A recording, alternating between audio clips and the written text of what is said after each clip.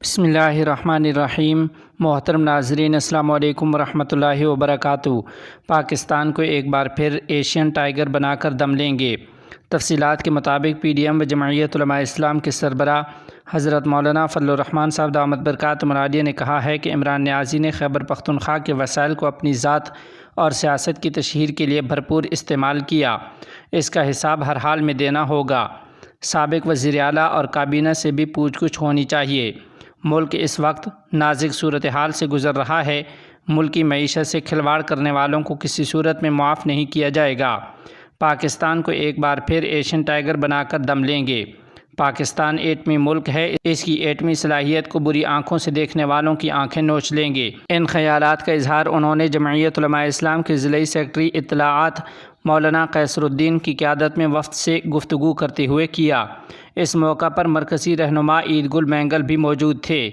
مولانا فضل الرحمان صاحب دامت برکاتہم العالیہ نے کہا کہ ہم نے مشکل وقت میں ملک کی باغ ڈور سنبھالی ہے اور انشاءاللہ آہستہ آہستہ ملکی معیشت کو مستحکم کیا۔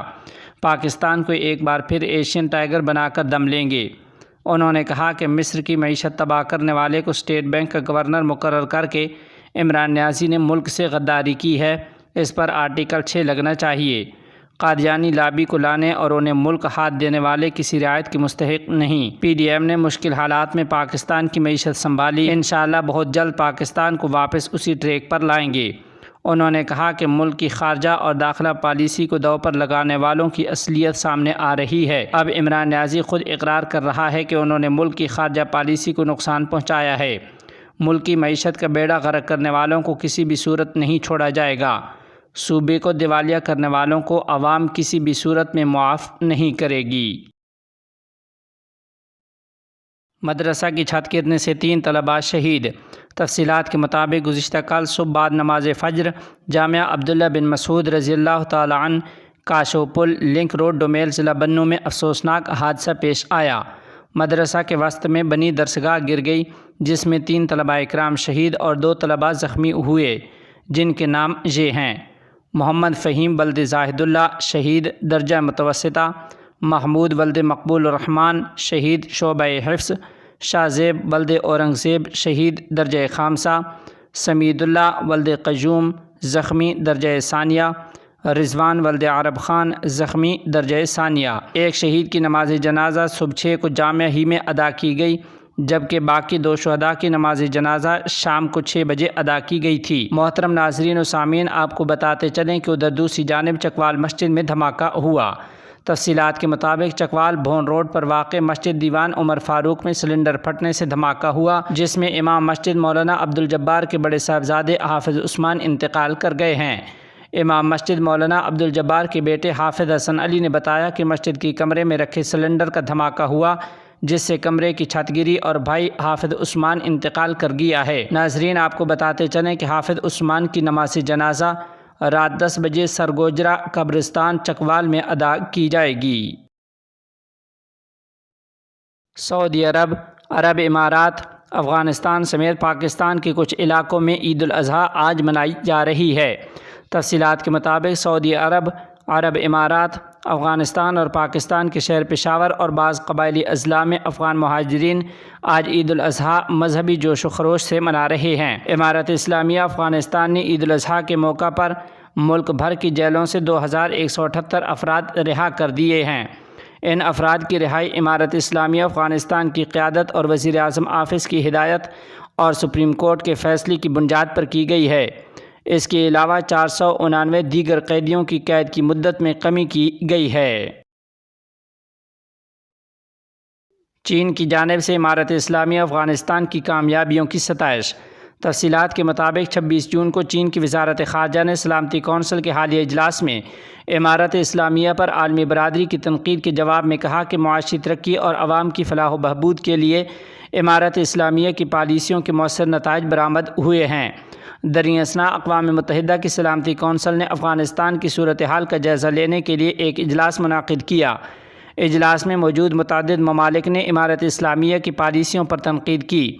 امارت اسلامیہ نے مذکورہ ممالک کی جانب سے تنقید کو افغانستان کے اندرونی معاملات میں مداخلت قرار دیا۔ چینی وزارت خارجہ کے ترجمان موننگ نے امارات کی پالیسیوں پر تنقید کو مسترد کر دیا۔ انہوں نے اپنی پریس کانفرنس میں کہا کہ افغانستان کی عبوری حکومت اپنے قیام کے بعد سے ہی افغانستان کی آزاد ترقی کے لیے پرعزم ہے۔ انہوں نے امید ظاہر کی کہ امارت اسلامیہ افغان عوام کے مفادات اور بین الاقوامی توقعات پر پورا اترنے کے لیے ٹھوس قدم اٹھائے گی۔ دوسری جانب موننگ نے امارت اسلامیہ افغانستان کی کارکردگی کا دفاع کرتے ہوئے کہا کہ امارت اسلامیہ نے اقتصادی ترقی، انتظامی بدعنوانی کے خاتمے، منشیات کی کاشت کے خاتمے اور عوام کی فلاح و بہبود اور امن عامہ کو بہتر بنانے کے لیے متعدد اقدامات کیے ہیں جو مؤثر ثابت ہوئے ہیں۔ سعودی عرب اور اسرائیل آئندہ مارچ تک ایک دوسرے کو تسلیم کر لیں گے۔ تفصیلات کے مطابق سعودی عرب اور اسرائیل نے ایک دوسرے کے ساتھ تعلقات کو معمور پر لانے اور ایک دوسرے کو آئندہ سال مارچ تک تسلیم کر لینے کا عندیہ دیا ہے۔ امریکہ عالمی سفارتکاری کی ہزیمتوں کے بعد بڑی کامیابی حاصل کرنے کا خواہاں ہے۔ سعودی عرب کا امریکہ سے نیٹو جیسے تحفظ کا تقاضا کیا ہے جس میں نیٹو کے ایک ملک پر حملہ تمام ممالک پر حملہ شمار ہوگا۔ سعودی عرب اور اسرائیل نے ایک دوسرے کے ساتھ تعلقات کو معمول پر لانے کا اعلان کیا ہے۔ اس طرح دونوں ممالک نے ایک دوسرے کو آئندہ سال مارچ تک تسلیم کر لینے کا عندیہ بھی دے دیا ہے۔ اسرائیلی وزیر خارجہ نے دونوں ممالک کے درمیان رابطوں کی تصدیق کرتے ہوئے اس امر کا اعلان کیا ہے اور بتایا ہے کہ دونوں ممالک کے درمیان کئی چینل سے بات جاری ہے، ان میں واشنگٹن کو اولیت حاصل ہے۔ تل ابیب کے لیے مارچ 2024 تک ریاض کے ساتھ تعلقات کے امکان کی کھڑکی کھل گئی ہے، جس کے بعد امریکی صدر جو بائیڈن فاتحانہ اپنے نئے انتخاب کی مہم میں مصروف ہو جائیں گے۔ دفتر خارجہ اسلام آباد کے قابل اعتماد ذرائع نے اس معاملے پر تبصرے سے گریز کیا ہے، تاہم ایک دوسرے ذریعے کے مطابق سعودی عرب نے اسرائیل کو تسلیم کر لیا تو پاکستان مثبت طور پر اس معاملے کا جائزہ لے گا۔ سعودی عرب کے ساتھ اسرائیل کے مراسم مرحوم سعودی فرمانروا شاہ عبداللہ کے بیروت فارمولہ کی روشنی میں استوار ہو گئے تو پاکستان بھی اس پورے معاملہ کا جائزہ لے گا اور اس کی اسرائیل کو تسلیم کرنے کے بارے میں ہچکچاہٹ کم ہو سکے گی۔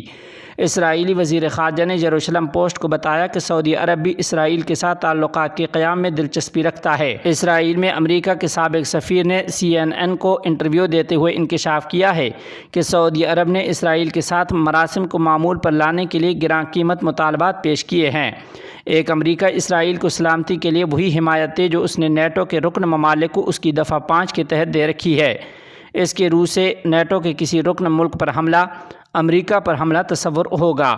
امریکہ کی طرف سے سعودی عرب کو آزادانہ ہتھیاروں کی فراہمی ہوگی جس میں جدید ترین F-35 لڑاکا طیاروں کی فراہمی بہم رسانی بھی شامل ہے۔ سعودی عرب نے اپنے پرامن جوہری پروگرام کے لیے یورینیم میں افزودگی کی اجازت کو بھی مطالبات میں درج کر دیا ہے۔ واضح رہے کہ سعودی وزیر خارجہ فیصل بن فرمان نے ماہ رواں کے اوائل میں رائے ظاہر کی تھی کہ سعودی عرب اور اسرائیل کے مابین تعلقات کا معمول پر آنا خطے کے مفاد میں ہے، تاہم اس کے لیے تنازع فلسطین کا حل ہونا اشد ضروری ہے۔ اسرائیلی وزیر اعظم نیتن یاہو نے سعودی عرب کے ساتھ تعلقات کو معمول پر لانے کی اپنی خواہش کا زور دے کر ذکر کیا ہے اور کہا ہے کہ اسرائیل اور عرب دنیا کے درمیان جامع امن کے لیے بہت بڑی کوشش ہوگی جس سے عرب، اسرائیل اور فلسطین اسرائیل کے تصادم کو ختم کیا جا سکے گا۔ امریکی ماہرین یاد دلاتے ہیں کہ اسرائیل کا اب اپنے عرب پڑوسیوں سے کسی حملے یا تصادم کا خطرہ باقی نہیں رہا۔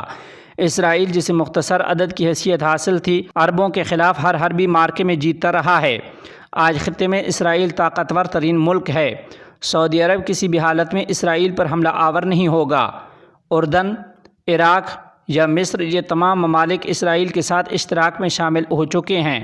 شام فنی لحاظ سے اسرائیل کے ساتھ حالت تصادم میں ہے، لیکن تباہال اسد حکومت اسرائیل کی جانب انگشت نمائی سے بھی قاصر ہے۔ یہ تمام عرب ریاستیں غزہ میں حماس اور ایران کے ساتھ لڑنے میں اسرائیل کے ساتھ ساز باز کیے ہوئے ہیں، جو عرصہ دراز سے جاری ہے۔ یہ کھلا راز ہے کہ سعودی عرب اور بعض دوسری خلیجی ریاستوں نے تصویراتی طور پر اسرائیل کو عرصہ دراز پہلے تسلیم کر رکھا ہے، تاہم وہ اس کا کھلے بندوں اعتراف کرنے سے گریزاں ہیں۔